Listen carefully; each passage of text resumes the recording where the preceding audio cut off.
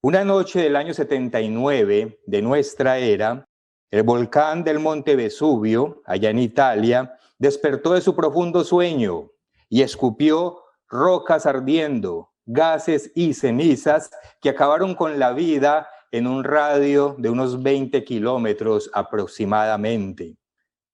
A raíz de esa erupción volcánica, las ciudades de Pompeya, Herculano y Estavia quedaron sepultadas por un manto de piedra ardiendo, costándole la vida a cientos y tal vez miles de personas. La cifra exacta no la conocemos. Hay quienes dicen, cuando se habla de esta calamidad que ocurrió, sobre todo en Pompeya, que era la ciudad más famosa, que Dios pudo intervenir en la destrucción de estas ciudades. ¿Por qué? Por su alto grado de perversión sexual, por su idolatría y también por la violencia que en ella había. Y se pregunta uno, ¿será cierto? ¿Será cierto que hay un momento en el que Dios interviene para castigar a las naciones por tanta maldad y por tanta perversión sexual? En las Escrituras, de hecho, encontramos varios ejemplos que demuestran que Dios sí interviene cuando los pueblos o naciones del mundo, o inclusive cuando el mundo mismo llega a un colmo en su maldad, llega a un punto en que Dios decide actuar de manera dramática y aún de manera drástica. Hay varios ejemplos, los más conocidos. Tenemos, por ejemplo, el caso del diluvio universal. Tenemos el caso de las ciudades como Sodoma, Gomorra, Adma y Zeboín. Tenemos el caso de la misma tierra de los cananeos, antes de que el pueblo de Israel entrara y la conquistara. Son casos en los que Dios decretó que es por la maldad que había en esos lugares, pues todas las personas y en algunos casos incluso los animales son destruidos. Ahora bien, ¿qué características en común tienen todos estos pueblos o naciones o la humanidad en general para que Dios haya decretado su exterminio? ¿Qué características, qué elementos en comunes pueden tener para que Dios haya decretado el exterminio de estos pueblos? Hagamos un recorrido rápido por algunas de las características que tenían estos pueblos o naciones para que veamos cómo estaban y que Dios haya decidido intervenir. En cuanto a las ciudades, por ejemplo, de Sodoma y de Gomorra, ustedes saben que se encontraban en la llanura del Jordán. Y dice la Biblia que esta llanura allá en el Jordán era de riego, como del huerto del Eterno. Así dice en Génesis 13 y versículo 10. Era una llanura de riego, como de huerto del Eterno. Es decir, que eran ciudades prósperas, eran ciudades ricas, eran tierras buenas para cultivar y la gente no pasaba hambre porque se podía alimentar de lo que producía la tierra. Y en cuanto a la tierra de Canaán, ustedes saben, deben recordar que Dios se refería a ella cuando le prometió al pueblo de Israel entrar a esa tierra de Canaán, la tierra prometida. Dios la llamaba tierra en la que fluye leche y miel, tierra en la que fluye leche y miel. Es decir, era una tierra próspera, una tierra que producía abundante comida para satisfacer las necesidades de las personas. Esto entonces, citando solamente rápidamente estos dos ejemplos, nos pueden llevar a concluir que una primera característica de las naciones que alcanzan el colmo de la maldad es su riqueza y su prosperidad. Son sociedades, son pueblos que en términos generales tienen satisfechas sus necesidades básicas. En términos generales, las personas pueden comer y pueden beber hasta saciarse. No quiere decir que no haya algún pobre por ahí, pues claro que los va a haber, siempre los va a haber, pero en términos generales son sociedades que no padecen hambre. De hecho, leamos en Deuteronomio, en el capítulo 31, Deuteronomio capítulo 31, y en el versículo 20, para que veamos cómo el bienestar de estos pueblos y la prosperidad posibilita el que en el futuro se desvíen del verdadero camino, del camino de Dios. Éxodo 31, versículo 20, dice: porque yo les introduciré, dice Dios, en la tierra que juré a sus padres. Miremos cómo llama Dios esa tierra, la cual fluye leche y miel. Y luego dice, y comerán, y se saciarán, y engordarán. Y aquí viene una de las posibles causas que lleva a las personas a desviarse.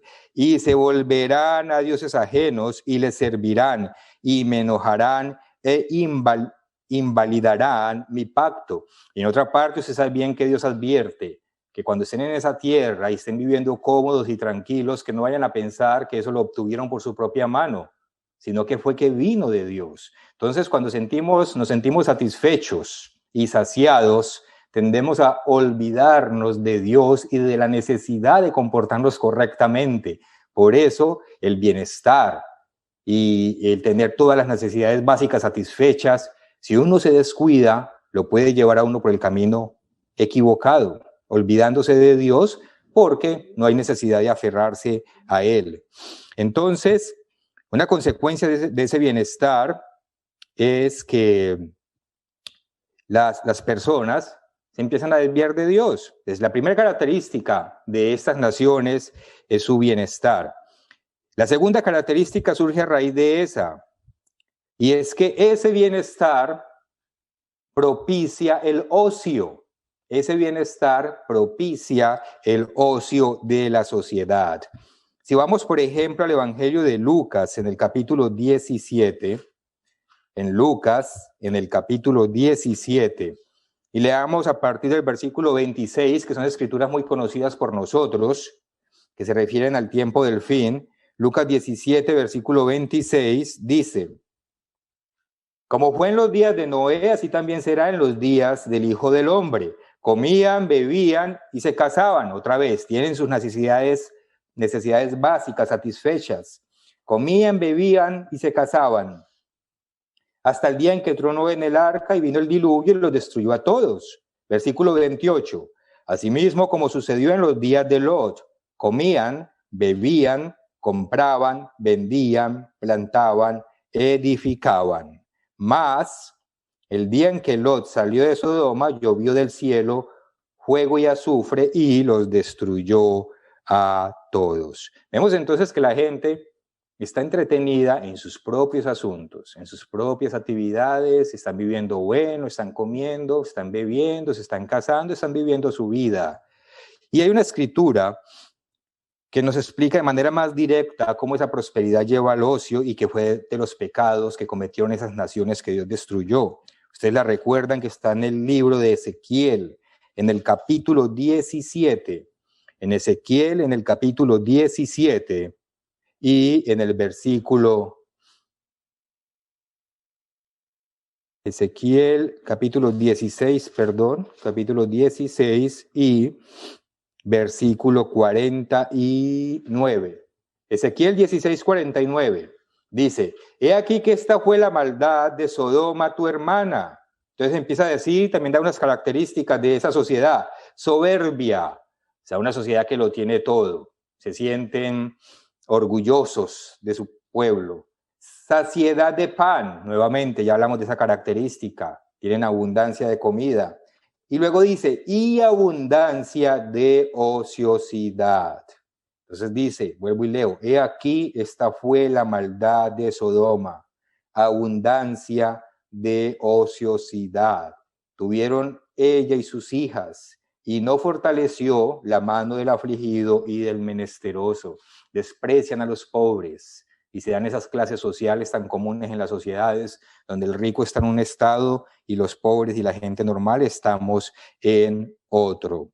Entonces, ahí vemos que toda esa abundancia de pan, toda esa abundancia de comida, los vuelve soberbios, los vuelve ociosos y descuidan el trabajo diligente y esforzado. Y todo lo quieren de manera fácil, de manera rápida, sin mucho esfuerzo. ¿Por qué? Porque la mayor parte del tiempo quieren estar distraídos, divirtiéndose. Y esto nos lleva a una tercera característica que pueden tener estas naciones que llegan a un punto en el que Dios no resiste más. Es muy importante, esa característica es una maldad extrema y generalizada. Maldad extrema y generalizada. Volvamos al libro del Génesis y leamos esta vez en el versículo 6. Capítulo 6. Génesis en el capítulo 6 y leamos el versículo 5. ¿Qué dice? Dice, y vio el Eterno que la maldad de los hombres era mucha. La maldad de los hombres era mucha en la tierra. Y que todo designio, miren esto que es tan importante, todo designio de los pensamientos del corazón de ellos era de continuo solamente el mal. De hecho, aquí podemos encontrar dos características. Una es que la maldad es mucha, la maldad está por todas partes, y la otra es que estas sociedades se agradan de vivir en esa maldad. Los designios de su corazón, es decir, en su corazón desean las cosas malas, desean las cosas perversas, disfrutan la violencia, disfrutan el sexo no como Dios lo ordena, sino de manera libertina, todo sin control, todo sin medida, y les agrada ese estilo de vida. Entonces vemos dos características ahí, una maldad generalizada, y además disfrutan de vivir en esa clase de maldad. Y si volvemos al caso de Sodoma y Gomorra, encontramos también esas características confirmadas. Aquí un poquito más adelante, en el capítulo 18 de este mismo libro del Génesis, leemos en Génesis capítulo 18 y versículo 20 lo siguiente. Dice, entonces el Eterno le dijo, por cuanto el clamor contra Sodoma y Gomorra se aumenta más y más, y el pecado de ellos se ha agravado en extremo. Habla de un pecado, de pecados graves en extremo. Y si leemos el versículo 32 de este mismo capítulo 18, vemos que el pecado estaba tan generalizado que ni siquiera habían 10 justos, 10 personas que practicaran la ley de Dios en estas ciudades. Dice el versículo 32, y volvió a decir, Abraham intentando interceder por estas ciudades. Volvió a decir, no se enoje ahora mi Señor si hablaré solamente una vez, quizás se hallarán allí 10 justos. Entonces responde Dios, no la destruiré, respondió por amor a los 10. Entonces vemos que es una maldad tan generalizada en todo el pueblo y en toda la sociedad que ni siquiera habían 10 personas justas en estas ciudades. Y eso sucede porque las personas, como lo veremos más adelante, se complacen viviendo en esa maldad. No lo ven como algo malo, sino que lo ven como algo bueno. Ya llegaremos a ese punto. Y en el caso de los cananeos, la tierra que habitaban los cananeos, la tierra de Canaán, antes de que llegara el pueblo de Israel, ahí también se ven estas características. Si vamos al libro del Deuteronomio, en el capítulo 12, en Deuteronomio, en el capítulo 12, y en el versículo 31, ¿qué leemos? Dice así, Deuteronomio, capítulo 12, versículo 31. Le dice Dios, no harás así al Eterno tu Dios, porque toda cosa abominable que el Eterno aborrece, hicieron ellos a sus dioses. Diciendo, no hagan lo que hacen las naciones del mundo, la nación a la que ustedes van a entrar. Dice, pues aún a sus hijos y a sus hijas quemaban en el fuego a sus dioses. Vemos una maldad exagerada, una maldad generalizada en la que mataban a sus hijos y a sus hijas. A ese punto llegaban, cometían infanticidio y lo disfrutaban haciéndolo. Pensaban que era bueno matar niños inocentes y lo hacían con total impunidad. Y eso entonces, esa maldad generalizada nos lleva a las últimas dos características básicas, por así decirlo. ¿Y cuáles son? Son la perversión sexual y la corrupción de los niños, también desde el punto de vista sexual. Todos conocemos el caso de Lot en Sodoma y Gomorra, específicamente en Sodoma, cuando los habitantes de esa ciudad, tanto hombres como niños, fueron a la casa de Lot y le exigieron que le entregara a los 2 ángeles que estaban hospedados allí, para abusar de ellos. Simplemente leamos 2 versículos que son importantes dentro del contexto que estamos hablando. En Génesis capítulo 19, versículos 4 y 5, leemos: pero antes que se acostasen, rodearon la casa los hombres de la ciudad, los varones de Sodoma, todo el pueblo junto. Otra vez, maldad generalizada, desde el más joven hasta el más viejo, niños y adultos. Y llamaron a Lot y le dijeron: ¿dónde están los varones que vinieron a ti esa noche? Sácalos para que los conozcamos. O sea, la perversión a la que puede llegar el ser humano, una sociedad entera, es mucha, es mucha. Dice la Escritura, desde el más joven hasta el más viejo. Hombres depravados sexualmente. Ni siquiera buscan a la mujer, buscan al mismo hombre. O sea, cambiaron el sentido del placer que Dios nos dio legítimamente de un hombre hacia una mujer por el sentido sexual hacia el mismo género, hacia el mismo sexo. Y niños depravados sexualmente. Niños depravados sexualmente. Ustedes saben que una historia similar a esta, que ocurrió aquí en Sodoma, sucede más adelante en el pueblo de Israel, cuando ya habita la tierra de Canaán, en la tribu de Benjamín. Recuerden que hay una historia de un levita con una concubina que también comete una atrocidad contra ella. Eso está en el libro de Jueces, en el capítulo 19.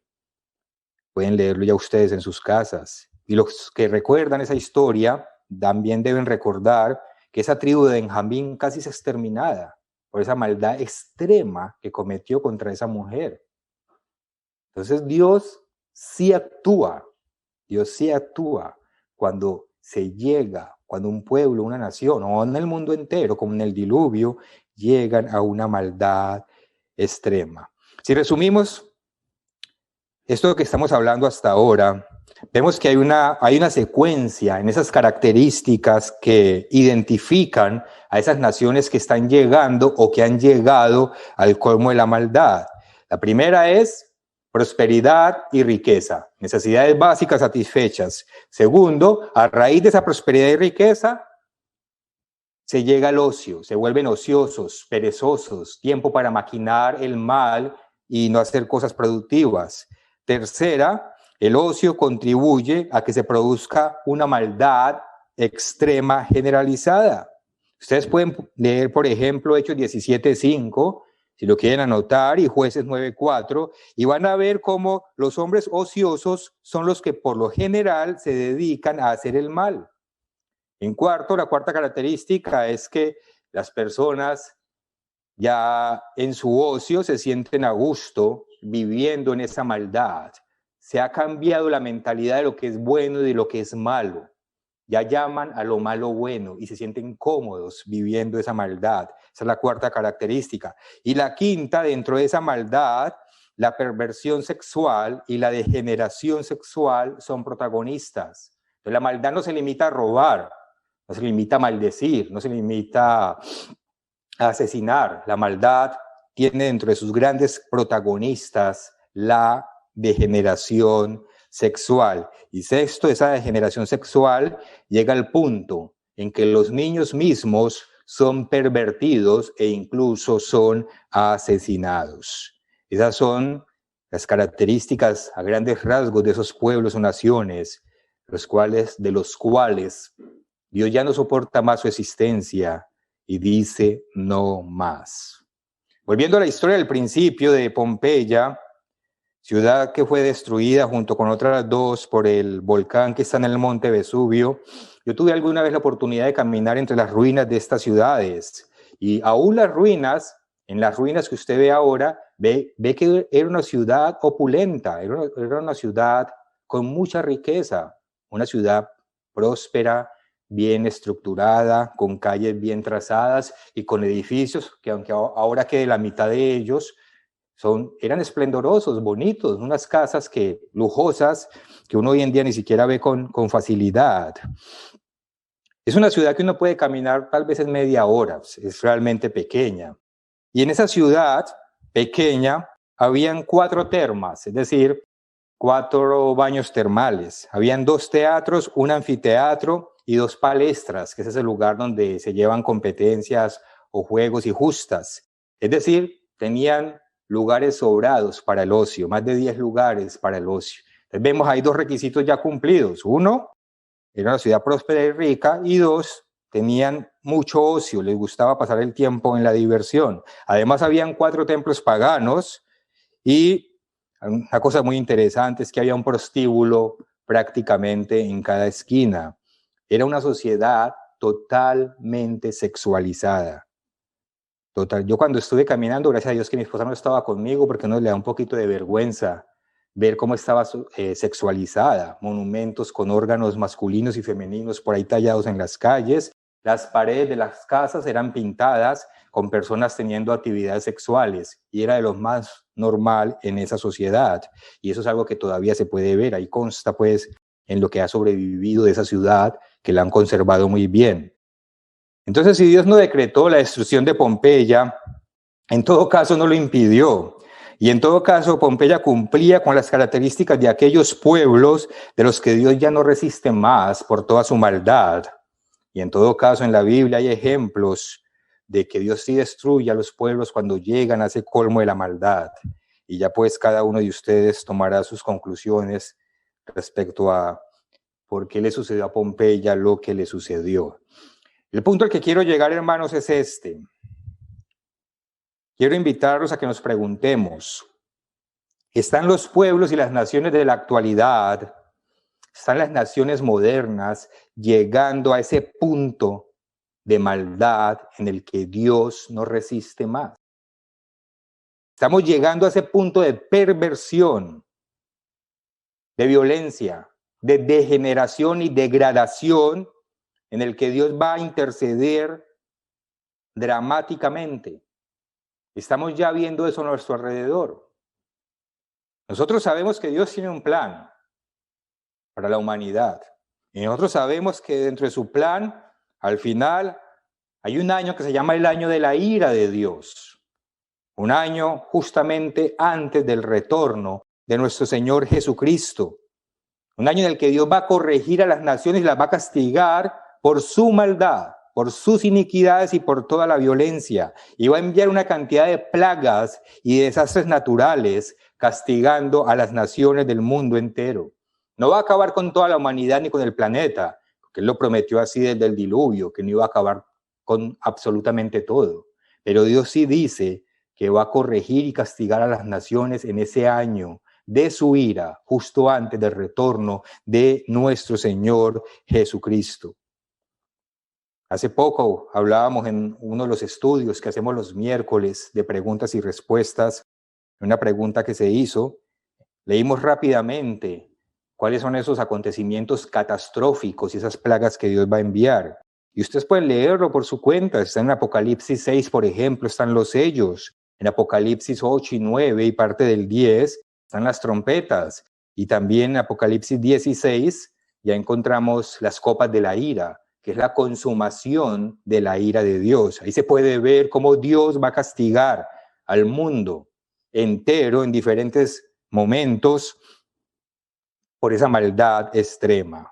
Todo eso es un castigo que Dios envía a la humanidad por haber llegado a un punto de perversión exagerado. Pero volviendo otra vez a la pregunta, ahora, en nuestros tiempos, en estos momentos, ¿qué tanto ha crecido la maldad y la perversión de nuestras sociedades? ¿Qué tanto ha crecido? ¿Cumplen las naciones del mundo, en su mayoría, las características de aquellas naciones que Dios ya no soporta más? ¿Nos estamos acercando a ese punto? Vamos a ver algunos ejemplos. Aquí tengo un artículo del periódico El Mundo de España que dice lo siguiente, dice así: un informe del Banco Mundial de 2018 dijo que la humanidad había alcanzado el índice más bajo de pobreza extrema en toda su historia. La humanidad en 2018 alcanzó el índice más bajo de pobreza extrema en toda su historia. Dice, en 1990 había 1.895 millones de personas viviendo en extrema pobreza, es decir, hace 30 años. Eso significaba que algo más de una de cada tres personas vivían con menos de $1 diario. 25 años más tarde, es decir, en el 2015, ese número, dice aquí, ha caído hasta los 736 millones. Es decir, aún hay muchos millones de personas en la pobreza extrema, pero es la época de la humanidad en la que menos pobres extremos han existido. La humanidad no ha tenido un momento de tanto bienestar como el actual.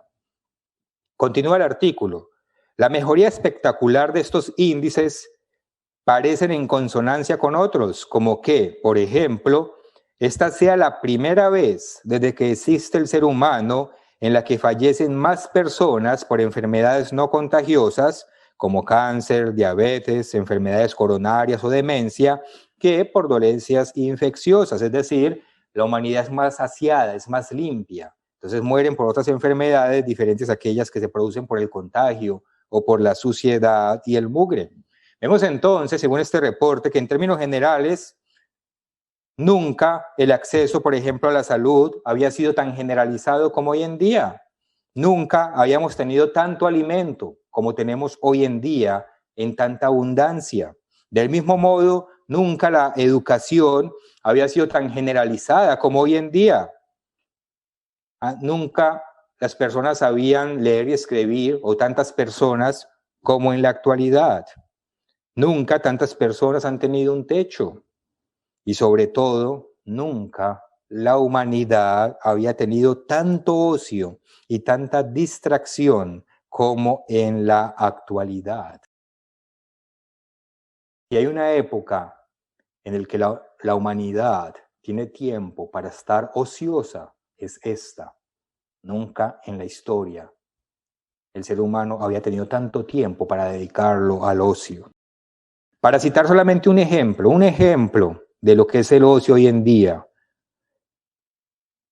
Estaba aquí investigando y encontré un reporte que dice que los adolescentes hacia abajo, pasan 5 horas al día en su celular. 5 horas al día. No en el computador trabajando, en su celular. 5 horas al día. Y los mayores no es que estemos muy alejados. 3 horas al día en promedio pegados de la pantallita mágica del celular. Está contabilizando el celular, no está contabilizando el tiempo que se pasa en los computadores trabajando. Y ustedes saben que toda esa actividad que hacemos en las redes, toda, absolutamente toda, es extraída y es procesada y analizada. Ellos saben exactamente en dónde estamos, si estamos trabajando o si estamos teniendo ocio. 5 horas. Y en el mejor de los casos, para los adultos, 3 horas al día, viendo video tras video, tras video, tras video en esas pequeñas pantallas. 5 horas o 3 horas viendo foto, tras foto, tras foto, tras foto, tras foto, tras foto. 5 horas leyendo mensajes, tras mensajes, tras mensajes, tras mensajes, o viendo foticos con mensajes inspiradores, esas que están tan populares hoy en día, uno tras otro, tras otro, tras otro, tras otro, tras otro. 2, 3, 4, 5 horas al día, pegados de esas pequeñas pantallas. Entonces, hermanos, la primera y la segunda característica de las naciones que llegan al colmo de la maldad, hoy en día la cumplimos sobradamente. Hay bienestar en términos generales, es decir, las necesidades básicas están en términos generales satisfechas, y sobre todo hay mucho, pero mucho ocio, mucho, pero mucho entretenimiento, mucha, pero mucha distracción. ¿Y qué hay de las otras características, como la generalización de la maldad, el placer en ella y la perversión sexual y de los niños, o incluso del asesinato de los niños? ¿Cómo llega un pueblo entero? ¿Cómo llega una nación entera? ¿Cómo llega la humanidad en general a esa clase de maldad y de irracionalidad en la que Dios decide intervenir. Creo que ustedes recuerdan que el señor Armando Rego explicó en un sermón que dio durante la fiesta, que él lo tituló "A través de quién opera el enemigo". A través de quién opera el enemigo. Ustedes pueden encontrar ese mensaje aquí en esta página web de IDB Transmisiones, en la sección que dice Videoteca. Ahí pueden buscar sermones y aparece este mensaje, a través de quién opera el enemigo. Y él explicó en este sermón cómo Satanás está manipulando a las naciones del mundo para llevarla a ese punto de maldad, de perversión extrema que Dios aborrece, y entonces decide intervenir de manera dramática.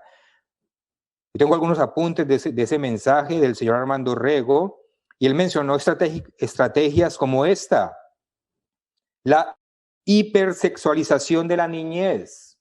Están hipersexualizando a los niños, están deconstruyendo el concepto de familia, están feminizando al hombre y masculinizando a la mujer, están homogenizando a las naciones, están negando la existencia de Dios. Eso para mencionar solamente algunas de las que el señor Armando Rego nos dijo en su mensaje. Ustedes pueden ver el mensaje completo cuando lo deseen. Esas son estrategias que usa el enemigo, Satanás, para llevar a una sociedad entera a ese extremo de la maldad. Y vemos que no es coincidencia la perversión sexual en Sodoma, Gomorra, con eso que estamos viendo hoy en día de que hipersexualizan a los niños, de que están deconstruyendo el concepto de familia y otras cosas más que un poco más adelante lo vemos. Un par de días más tarde, en esa misma fiesta, el señor Mario Hernández, basándose en ese mensaje del señor Armando Rego, explicó los fundamentos bíblicos que demuestran esas estrategias de parte de Satanás, de parte del enemigo. Ese mensaje del señor Mario Hernández se llama El colmo de la maldad y ya está disponible en nuestro canal de YouTube para que lo vuelvan a ver o para que lo vean aquellos que no lo han visto. Ahí en el canal de YouTube IDB Sermones pueden encontrar ese sermón del señor Mario Hernández titulado El colmo de la maldad.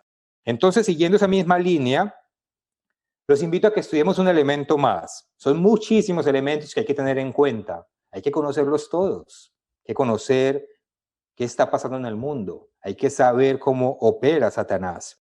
Siguiendo esa misma línea, los invito a que estudiemos un elemento más en el que el príncipe de la potestad del aire, que por ahora gobierna este mundo, está usando para llevar a las naciones a ese estado de degradación y de decadencia generalizada.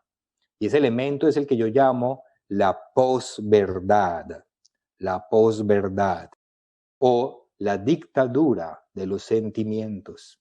Ahora van a ver por qué lo llamo así, la posverdad o la dictadura de los sentimientos. El título para este estudio, aquellos que les gustan los títulos, es la posverdad. Lo malo es bueno y lo bueno es malo. La posverdad. Lo malo es bueno y lo bueno es malo. El término posverdad puede no ser familiar para algunos de nosotros, pero el diccionario de Oxford define posverdad de la siguiente manera. Dice, posverdad, información o afirmación en la que los datos objetivos tienen menos importancia para el público que las opiniones y emociones que suscita. Es decir, la posverdad es una distorsión de la realidad en la que las emociones son más importantes que los hechos reales. Dicho de una manera todavía más sencilla, lo que más importa hoy en día son las emociones. Al punto de falsear o negar la verdad para que una persona o un grupo de personas no se sientan ofendidos. Eso es la posverdad. Una sociedad donde lo que importa es lo que se siente. Y si es necesario negar la verdad o falsearla, lo hacemos para que nadie se ofenda. Frases como, lo que importa son los sentimientos. Qué frase tan bonita, ¿cierto? Tan romántica, tan inspiradora. ¿A quién no le gusta? Hermanos, y está llena de veneno. está llena de veneno completa y totalmente.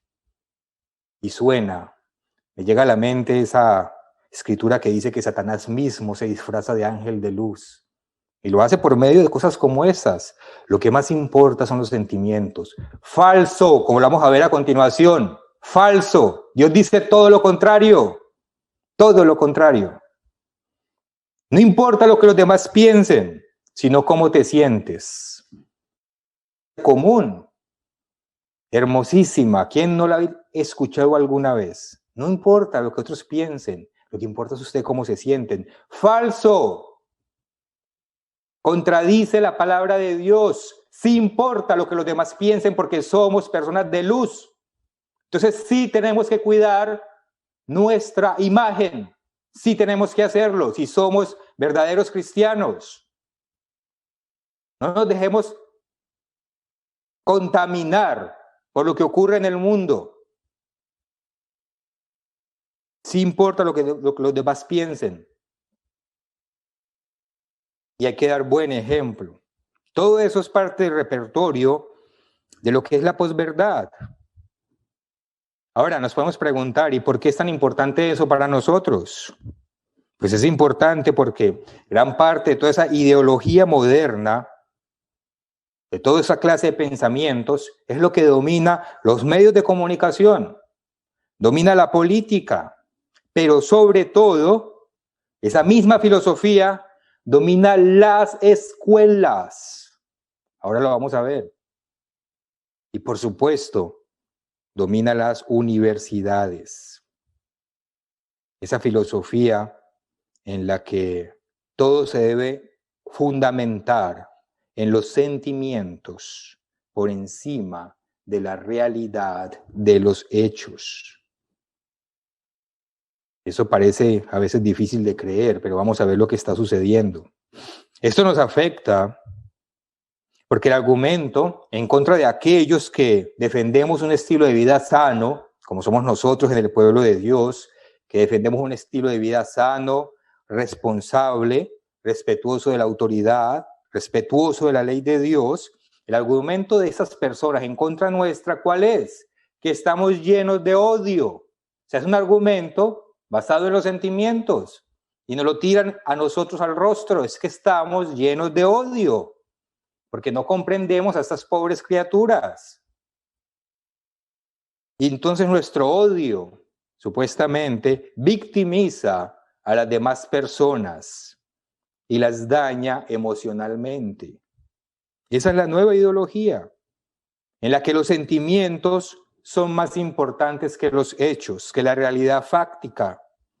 Ese es el argumento que usan los que están destruyendo el concepto de familia. Es el argumento que usan los que defienden una vida homosexual. Es el argumento que usan los que defienden el aborto, los feministas. El argumento que usan los que defienden la rebelión contra la autoridad. El argumento que usan los que niegan a Dios. El argumento que usan los que defienden un lenguaje inclusivo, que también ya se está enseñando. Solamente para citar los ejemplos más destacados. Y es que bajo ese argumento de que no se puede herir los sentimientos de las demás personas, se crea un cierto estatus de moralidad superior que pretende silenciar a cualquiera que tenga un pensamiento diferente, porque es ofensivo, porque es excluyente y porque es inmoral hacerle daño a los sentimientos de otra persona. Si usted hace llorar a alguien porque le dijo que fracasó, debido tal vez a que no es disciplinado, o si usted hace sentir mal a alguien porque le dice, hombre, por más que se opere, usted siempre va a seguir siendo hombre. Un hombre operado, un hombre mutilado, pero hombre al fin y al cabo. Pero si usted le dice eso a alguien y esa persona se ofende, usted es una mala persona. Porque usted hace sufrir al otro. Ni siquiera tiene derecho de hablar. Usted inmediatamente es silenciado. Ni siquiera lo dejan argumentar, ni siquiera lo dejan explicar, sino que usted inmediatamente es aniquilado, es anulado, es cancelado. ¿Por qué? Porque usted es una mala persona. Y mi posición moral es tan superior, porque yo sí los comprendo a todos, que ni siquiera tengo que perder tiempo intentando razonar con usted. Entonces los argumentos y la verdad se pierden y somos totalmente silenciados. ¿Por qué les estoy diciendo esto? Porque nuestros hijos y jóvenes y nosotros, muchos de nosotros, nos encontramos con esto en la vida diaria. Y porque nuestros jóvenes tienen que saber cómo prepararse para esos ataques de Satanás y de esta sociedad.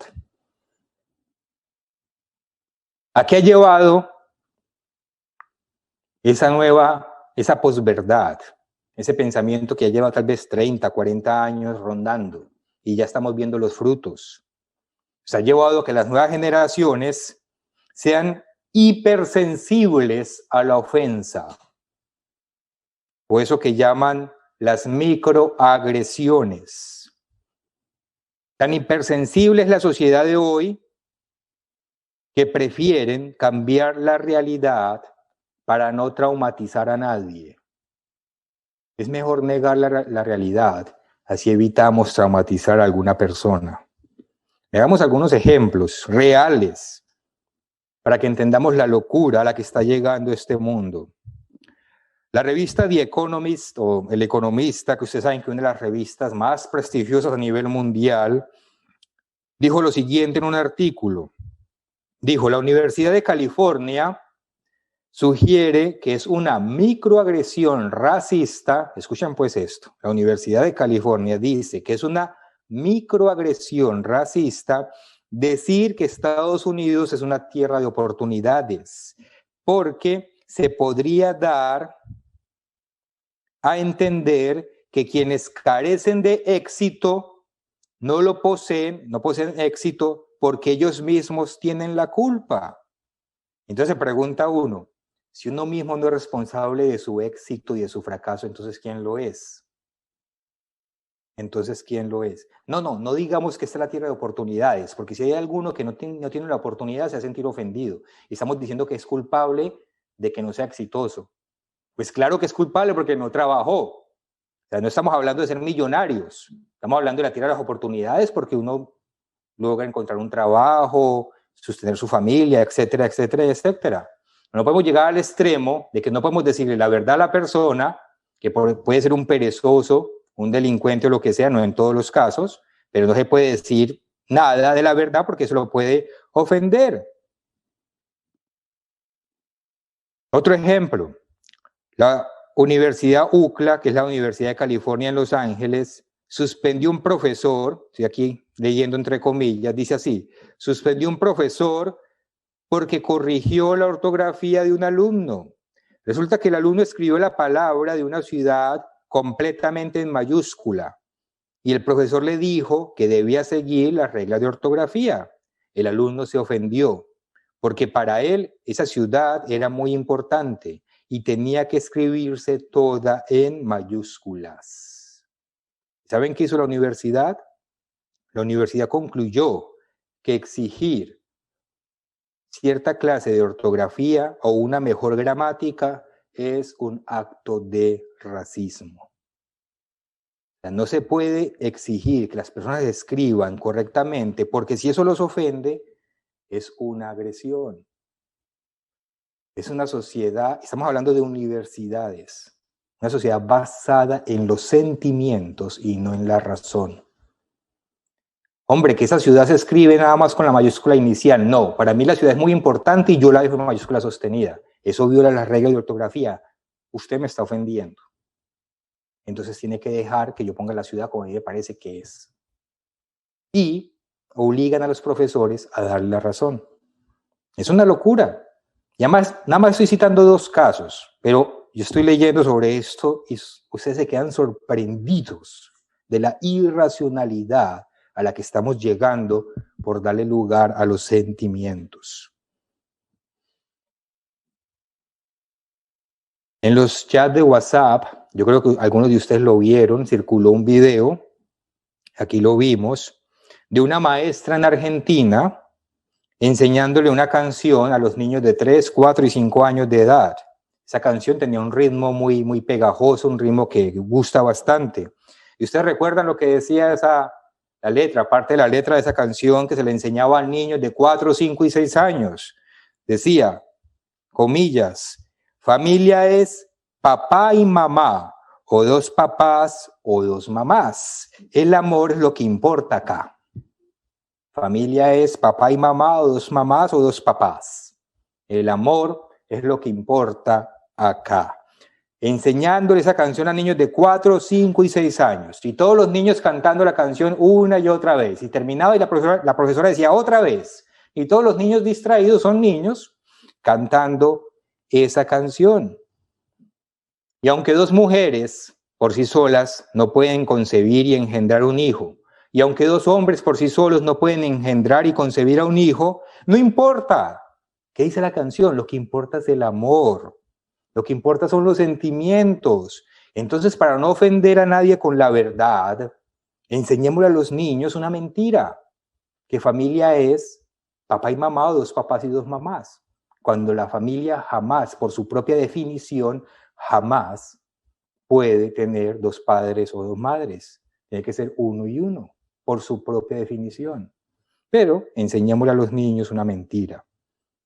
Cuando estos niños tengan 15 años, hoy en día tienen 4 o 5 años, cuando esos niños tengan 15, 16 años, no van a tener idea de lo que es realmente una familia. No van a tener idea. No van a tener idea de lo que es bueno ni de lo que es malo. La perversión sexual de los niños. La estamos viendo. Otra característica de esas sociedades que están llegando al colmo de la maldad. Estos niños, cuando sean adultos, van a estar totalmente convencidos de que lo malo es bueno y lo bueno es malo. Porque así están siendo educados, así están siendo adoctrinados bajo el argumento de la posverdad. Solo lo que importa es lo que usted sienta. Eso es todo lo que importa y nada más. Esto sucedió en Argentina, pero también hay un caso que sucedió ahorita recientemente en Colombia. Una conocida nuestra que es profesora, también es maestra, nos comentó cómo ella junto con otras profesoras tuvo prácticamente que rebelarse porque la estaban obligando a dar una clase a los niños. Ella le daba a los niños pequeños también como de 6, 7 u 8 años y tenía que dar una clase de educación sexual donde tenían que desvestir a los niños y vestirlas como niñas. Y desvestir a las niñas y desvestirlos como niños. Tenían que grabar eso y enviárselo al Ministerio de Educación como prueba de que sí lo están enseñando.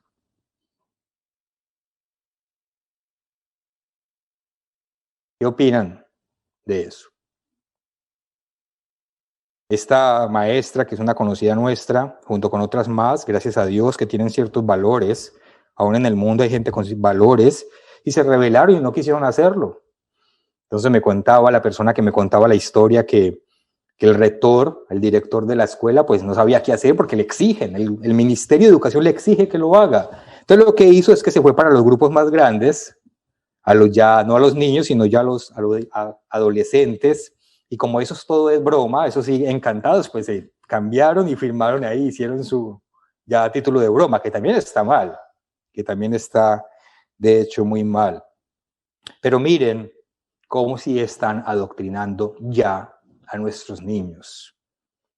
Argentina, el caso de Colombia, y pasemos ahora a Guatemala. Esta semana estaba hablando con una hermana nuestra, con Ofelia Cardona, que ella también es maestra allá en Guatemala, y ella me comentaba cómo veía que en un futuro muy cercano iba a tener problemas como maestra, como profesora, porque ya la están enviando a tomar cursos de adoctrinamiento de género. Y ella siente que cuando hagan eso obligatorio, pues va a llegar un momento en que ella no lo va a poder hacer. Ella no va a enseñar eso y probablemente va a tener problemas para seguir en el magisterio, porque ella no va a enseñar esas perversiones. Recuerden el mensaje del señor Armando Rego, la homogenización. En todos los países se está enseñando lo mismo. La hipersexualización de los niños. En todos los países se está enseñando lo mismo. Entonces vemos una maldad que se está generalizando en todas partes. Estamos a las puertas de una sociedad perversa en gran manera y de una maldad generalizada y que nadie va a ver como malo. Porque si usted de pequeño se cría así, usted pierde el sentido de lo que es bueno y de lo que es malo. En cuanto a asesinar niños, pues solamente voy a dar un dato. Según la misma Organización Mundial de la Salud, en el mundo se realizan en promedio 56 millones de abortos inducidos al año. Imagínense, 56 millones de abortos inducidos al año. Es decir, no son abortos accidentales o espontáneos. Es que la mujer, la madre, conscientemente decide terminar con su hijo. 56 millones. Y esos son los abortos de los que ellos se dan cuenta. Imagínense de aquellos que no se dan cuenta. Aquí vemos también una de las características de las sociedades que están llegando al colmo de su maldad. No solamente pervierten a los niños, sino que también los asesinan. ¿Y cuál es el argumento para justificar esa perversión del asesinato de un niño en el vientre? El argumento es que no es un ser humano, sino que es una cosa, es una célula, es una masa. Y si esa cosa hiere los sentimientos de la madre, pues hay que extraerla, porque la madre se puede traumatizar. Ese es el argumento tal cual. No se puede obligar a una mujer a que tenga un bebé porque la puede traumatizar. Entonces mejor matemos el bebé. Eso sí, no se les ocurre decirle a la mujer, hombre, es que no tenga relaciones sexuales con cualquiera por ahí en la calle. No, cuidado. Es que usted me va a decir cómo vivir, me va a imponer, a mí nadie me manda. Usted no me puede decir cómo vivo. No se le puede decir las cosas como son, pero sí hay que dejar a que cometa asesinato. O también de los hombres que están de acuerdo con esta clase de prácticas. Y lo mismo está sucediendo en todas las áreas de la vida. Los escritores, por ejemplo, tienen que usar un lenguaje totalmente neutro para que no hiera de alguna manera algún grupo minoritario en el mundo. Si lo que usted va a decir puede de alguna manera ofender a alguien en la África o en la China, no lo puede decir. De hecho, las editoriales ya tienen revisores, correctores, no me acuerdo el nombre, correctores algo, que leen el libro nada más para detectar si lo que usted dice puede ofender a algún grupo minoritario en el mundo. Y si lo es, usted tiene que corregir su libro. No se puede ofender a nadie de ninguna manera. Los científicos tienen que cambiar resultados de sus investigaciones si alguna investigación demuestra que puede existir alguna diferencia entre las razas. Si hay alguna investigación científica que muestre alguna diferencia entre alguna raza, no va a salir a la luz porque va a ofender a alguna raza. Si hay alguna investigación científica que demuestre que hay diferencias entre un hombre y una mujer, no va a salir a la luz porque va a ofender a las mujeres. Nada, ninguna investigación que demuestre que hay alguna diferencia puede salir a la luz. Antes, para ser artista, había que tener un talento extraordinario. Por eso eran artistas, tenían un talento que no es común. Hoy en día tenemos que aceptar que literalmente, basura reciclada sea considerada una obra de arte. Entonces uno va entrando por un edificio o a un museo y ve una bicicleta vieja oxidada dentro de un cuadro y es una obra de arte que vale $10 millones. Una mujer, una artista, estaba deprimida y duró, creo que 2-3 semanas encerrada en su habitación. Y cuando de pronto tuvo una inspiración de arte, se llama Mi Cama. Entonces llevó su cama a un museo con toda su ropa sucia, con toda su ropa íntima, con todo el mugre de 15 días acumulado y vendieron esa obra de arte en $2 millones. Porque es que es la expresión del sentimiento del artista.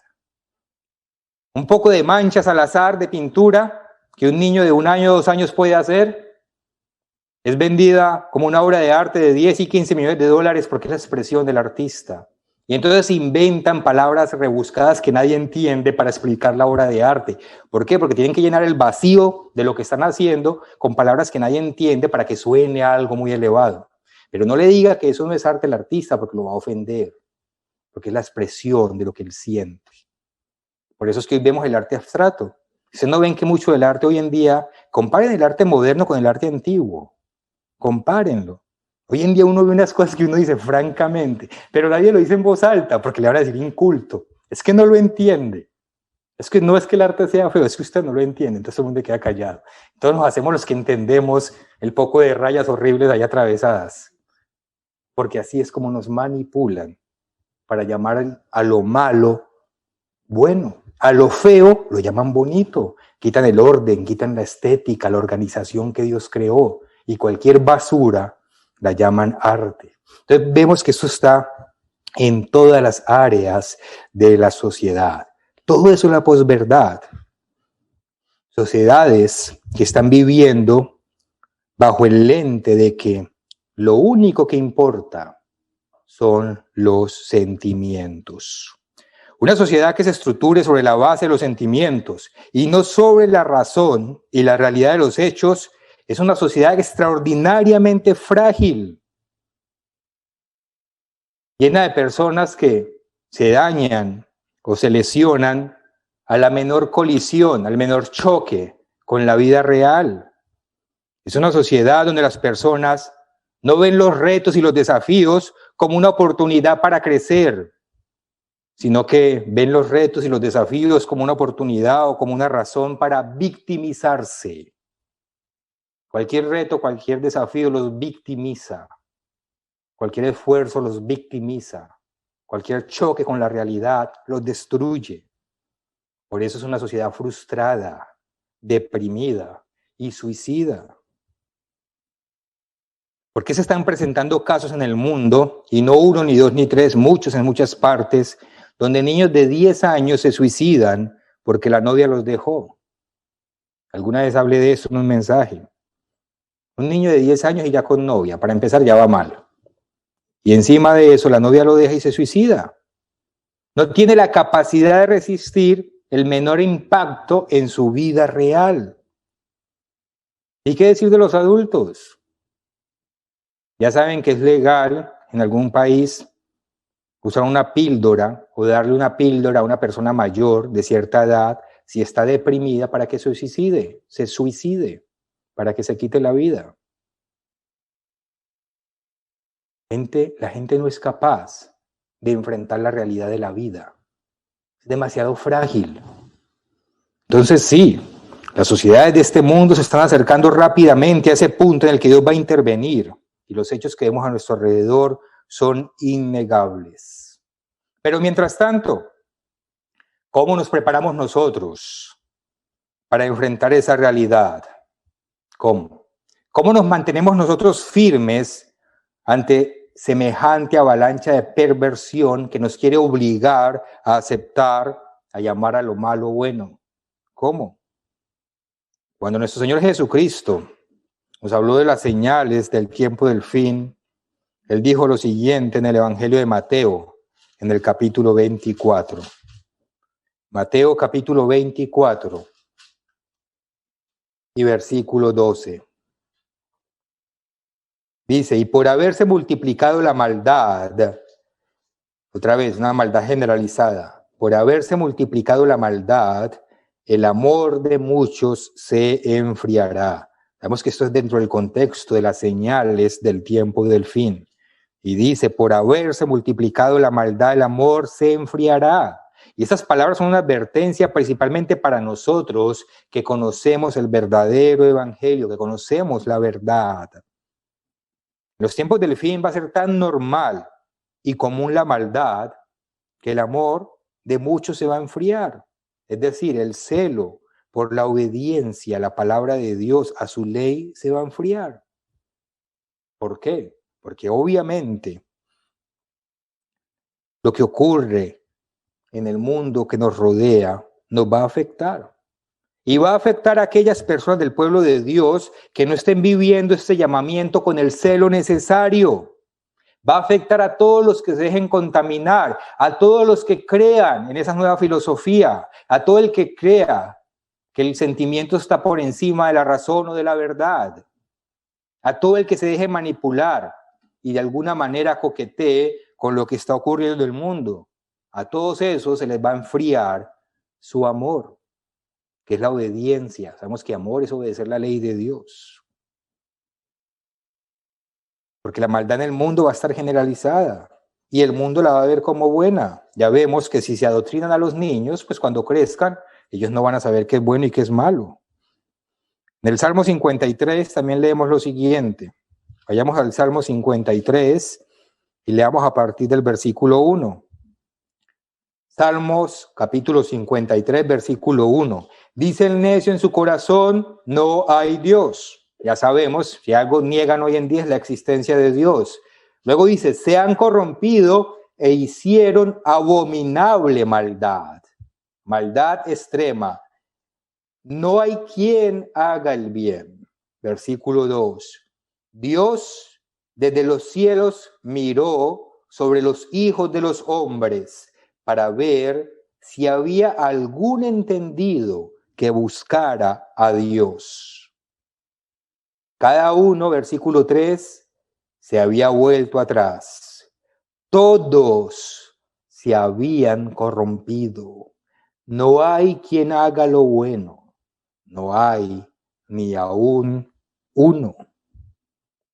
Versículo 4. No tienen conocimiento los que hacen iniquidad, que devoran a mi pueblo como si comiesen pan y a Dios no invocan. Pregunta ese versículo 4. ¿No tienen conocimiento los que hacen iniquidad?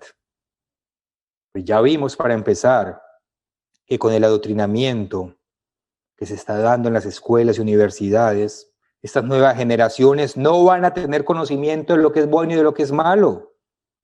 Pero en cuanto a nosotros, en cuanto al pueblo de Dios, ¿no sabemos nosotros qué es bueno? ¿No sabemos nosotros qué es malo? Refiriéndose a esta misma escritura, el apóstol Pablo dijo lo siguiente en Romanos. Vayamos a Romanos si me desean acompañar al capítulo 3 de Romanos. Romanos capítulo 3 y leamos a partir del versículo 9. Dice, ¿qué pues?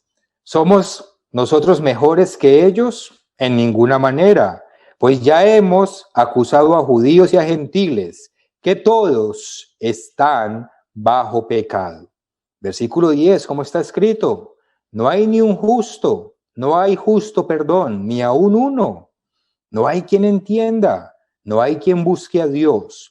Todos se desviaron, a una se hicieron inútiles. No hay quien haga lo bueno, no hay siquiera uno. Nosotros, en el pueblo de Dios, también hemos caído, también hemos fallado varias veces o muchas veces. Hemos en algunos momentos seguido la corriente de este mundo cuando pecamos. Nosotros, como el mundo, podemos perder la noción o el sentido de lo que es bueno y de lo que es malo si nos alejamos de Dios y si nos dejamos atrapar de esas filosofías del mundo, olvidando que la ley de Dios está por encima de todo eso. Leamos lo que continúa diciendo el apóstol Pablo aquí mismo en el versículo 19. Dice, pero sabemos que todo lo que la ley dice, lo dice a los que están bajo la ley, o sea, los que la violan, para que toda boca se cierre y todo el mundo quede bajo el juicio de Dios. Dice el versículo 20, ya que por las obras de la ley ningún ser humano será justificado delante de él, porque por medio de la ley es el conocimiento del pecado. Esa frase es muy importante. Por medio de la ley es el conocimiento del pecado. Por la palabra de Dios es que sabemos qué es pecado. Y el mundo no lo sabe. Tengamos eso presente para lo que vamos a hablar un poco más adelante. Y por eso Dios nos advierte, especialmente a nosotros, en Isaías, en el capítulo 5. En Isaías, en el capítulo 5 y versículo 23. Una advertencia muy común, pues que conocemos bastante. Dice, ay de los que a lo malo dicen bueno y a lo bueno malo, que hacen de la luz tinieblas y de las tinieblas luz, que ponen lo amargo por lo dulce y lo dulce por amargo, o como en el arte, que llaman a lo feo bonito y a lo bonito feo. Ay de los sabios en sus propios ojos, a los que confían más en el razonamiento mundano que en Dios. y de los que son prudentes delante de sí mismos. Ay de los que son valientes para beber vino y hombres fuertes para mezclar bebida, los que justifican al impío mediante el cohecho, mediante el soborno, y al justo quitan su derecho. Ay de nosotros, especialmente nosotros, porque nosotros sí conocemos lo que es bueno y lo que es malo, porque nosotros sí conocemos el pecado, porque la ley nos muestra dónde está el pecado. Entonces repitamos la pregunta: ¿cómo mantenernos firmes ante semejante avalancha de perversión que nos quiere obligar a llamar a lo malo bueno y a lo bueno malo? La respuesta sencilla la hemos venido dando. Es conociendo la verdad y confiando en esa verdad. Sobre todo, confiando en esa verdad que conocemos. En Oseas, en el capítulo 3 y en el versículo 6, dice, Oseas capítulo 3, versículo 6. Mi pueblo fue destruido porque le faltó conocimiento. Mi pueblo fue destruido porque le faltó conocimiento. Por cuanto desechaste el conocimiento, yo te echaré del sacerdocio. Y porque olvidaste la ley de tu Dios, también yo me olvidaré de tus hijos. Y tanto nosotros como nuestros hijos queremos permanecer en el pueblo de Dios y ser protegidos del castigo de Dios cuando llegue el momento. Y si queremos entrar en el reino venidero, tenemos que conocer la verdad de Dios y obedecerla, confiando en que lo que nos enseña Dios en su palabra es el único estilo de vida que realmente produce resultados positivos para nosotros y para nuestros hijos. Porque nosotros tenemos el conocimiento, por eso estamos aquí en el pueblo de Dios. A nosotros no nos falta conocimiento. La iglesia nos ha enseñado bien si hemos prestado atención, pero ¿realmente creemos en el conocimiento que Dios nos revela en su palabra? ¿Realmente creemos en Él? ¿O creemos más en lo que está sucediendo allá afuera?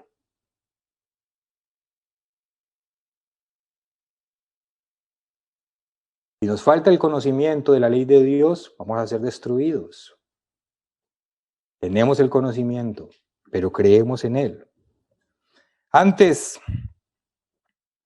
un niño se preparaba para que recorriera el camino de la vida.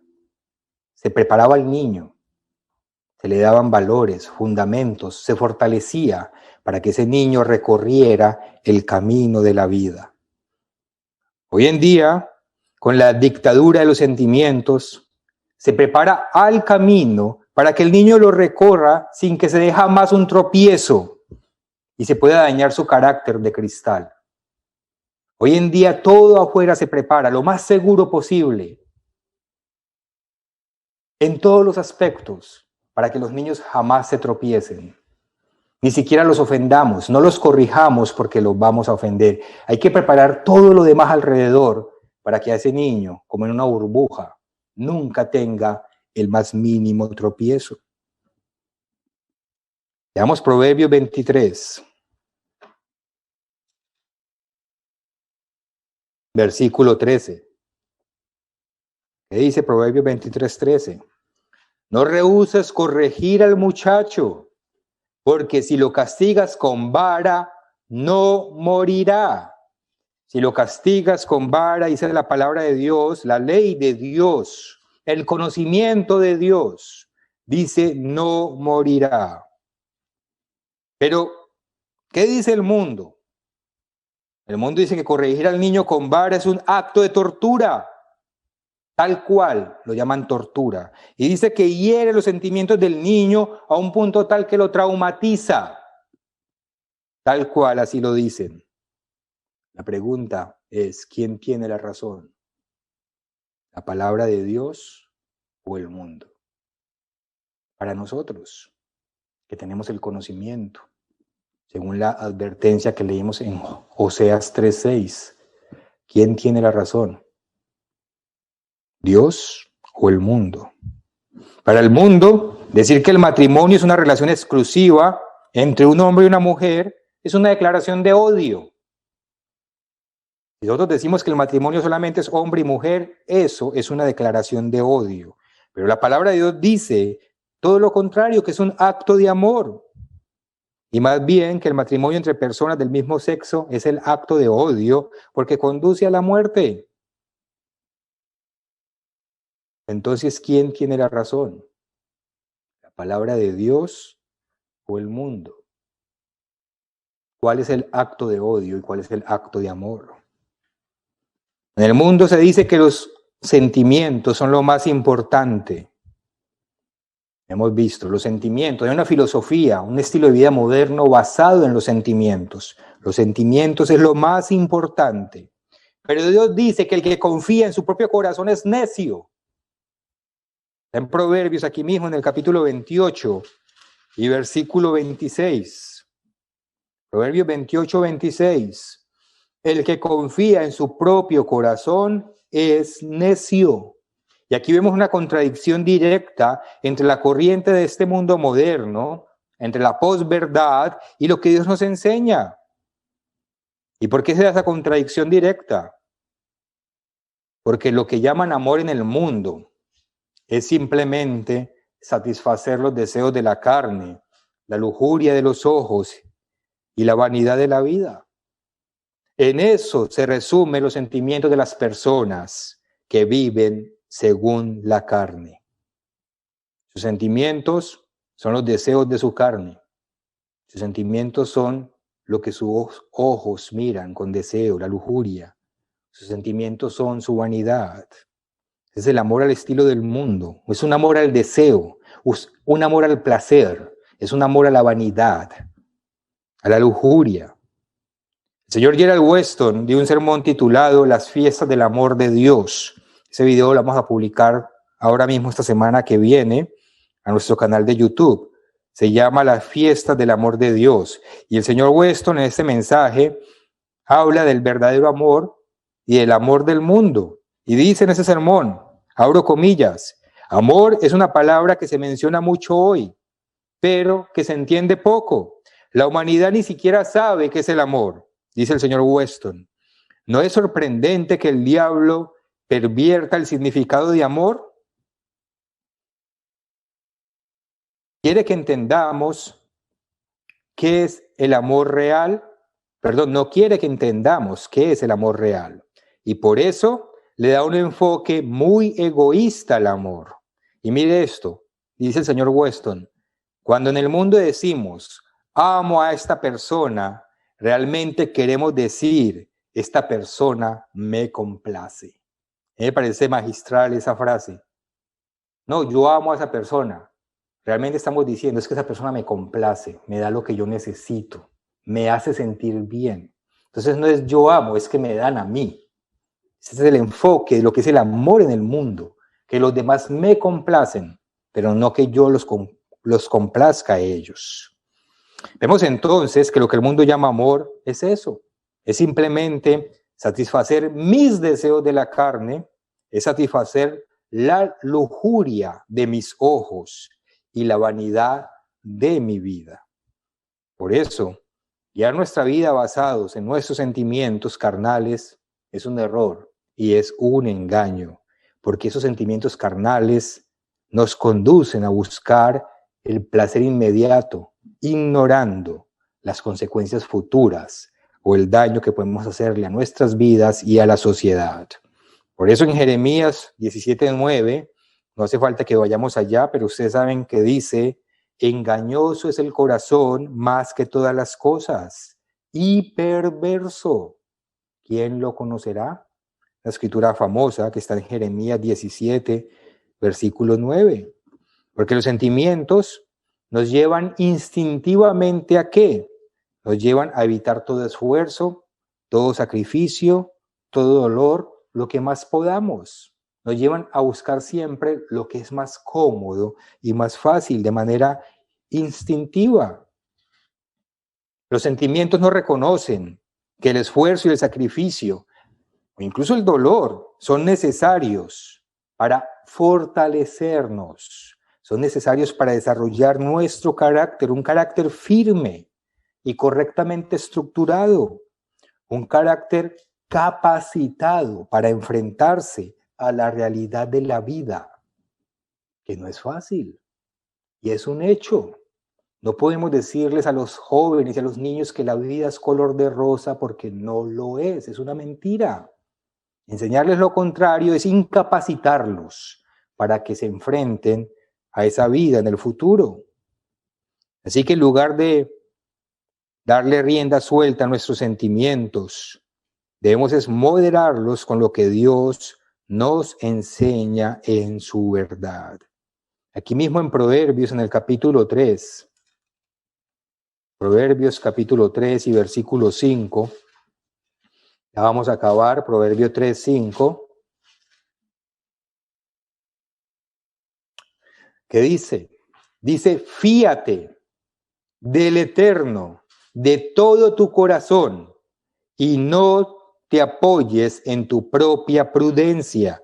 Fíate del Eterno de todo tu corazón. Y otras traducciones dicen, confía en el Eterno con todo tu corazón.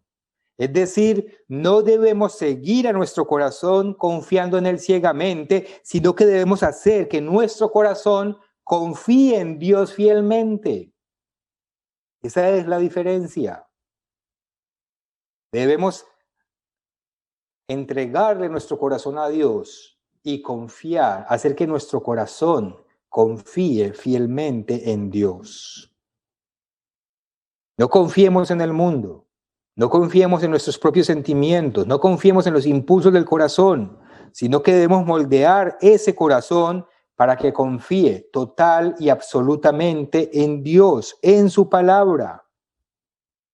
Y basados en esa confianza en Dios, tomar nuestras decisiones y definir nuestro estilo de vida y la de nuestros hijos, no basados en nuestra propia prudencia o en lo que yo crea que es mejor, sino en lo que dice la palabra de Dios que es mejor. Versículo 6 de Proverbios 3. Reconócelo en todos tus caminos y Él enderezará tus veredas. Es Dios quien nos muestra el camino. Versículo 7. No seas sabio en tu propia opinión. Teme el Eterno y apártate del mal, porque será medicina a tu cuerpo y refrigerio para tus huesos. Como leemos aquí, el único estilo de vida correcto que realmente trae resultados positivos para nosotros y para nuestros hijos y que lleva a la verdadera felicidad es el camino de vida que Dios señala en su palabra. En el mundo se dice que lo que más importa son los sentimientos, pero Dios dice que el que confía en su propio corazón es un necio. ¿Quién tiene la razón? ¿La palabra de Dios o el mundo? Hermanos, la maldad en el mundo se va a generalizar tanto y el mundo la va a amar tanto, como ya lo leímos, y la está amando tanto que están viendo la maldad como algo normal. Ya vemos cómo llaman a lo malo bueno, ya vemos cómo pervierten a los niños. Y esa maldad generalizada y que está creciendo y creciendo de manera exponencial, nos va a rodear cada vez más. Y cada vez vamos a tener contacto con personas con esta clase de pensamientos. Y ahí es cuando tenemos que estar atentos para que esa maldad de ellos no permee dentro de nosotros y nos enfríe. Cuando usted le digan que es que usted odia porque no está de acuerdo con un comportamiento inmoral, ¿usted qué va a hacer? Cuando usted vea que a su hijo lo están adoctrinando, ¿usted qué va a hacer? ¿Cómo le va a enseñar a su hijo? Porque la advertencia de Cristo está ahí y es sobre todo para nosotros. La maldad va a estar tan generalizada que el amor de muchos se enfriará. Y el amor es el conocimiento de la palabra de Dios, porque el amor es la ley de Dios. O sea, todo llega al mismo punto. No podemos dejarnos engañar, no podemos ceder ante la presión, no podemos dejarnos confundir. Tenemos que estar alerta, vigilando hacia adentro y hacia afuera de lo que está sucediendo en el mundo y de lo que le puede estar pasando a nuestros hijos si no estamos pendientes de ellos, vigilándoles sus aparatos electrónicos y lo que les sucede en la escuela o en la calle con sus amigos. Porque si no tenemos a los hijos bien cuidados, el mundo los va a arrastrar y después van a tener un pensamiento inverso a lo que Dios dice. ¿Y cómo lo vamos después a rescatar si no estamos obedeciendo lo que Dios dice, que desde pequeños hay que saberlos instruir? Recordemos la palabra del apóstol Santiago en Santiago 4:4. Santiago capítulo 4, versículo 4. Oh almas adúlteras, ¿no sabéis que la amistad del mundo es enemistad contra Dios? Cualquiera pues que quiera ser amigo del mundo se constituye enemigo de Dios. Es en estos momentos cuando aplican estas palabras que leemos aquí en Santiago, cuando el mundo nos quiere presionar para irnos con ellos en contra de lo que Dios nos dice, cuando el mundo nos quiere presionar diciéndonos que es que somos odiosos y que no toleramos. Tenemos que entender que nuestra amistad no es con el mundo, es con Dios.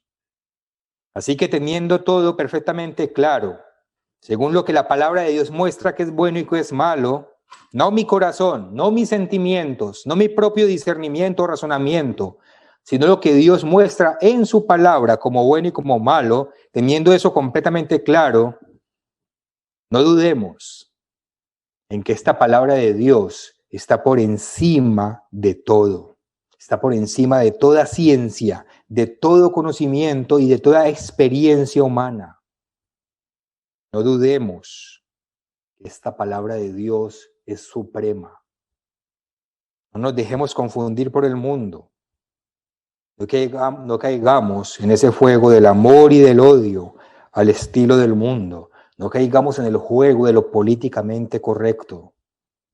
Conocemos los tiempos, conocemos la verdad, creamos en la verdad de Dios como el único estilo de vida correcto y vivamos según esa verdad.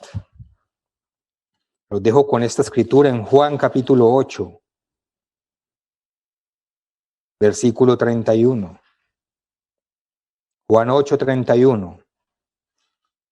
Dijo entonces Jesús a los judíos que habían creído en él: si vosotros permaneciereis en mi palabra, en la verdad, en el conocimiento de Dios, seréis verdaderamente mis discípulos y conoceréis la verdad, y la verdad os hará libres.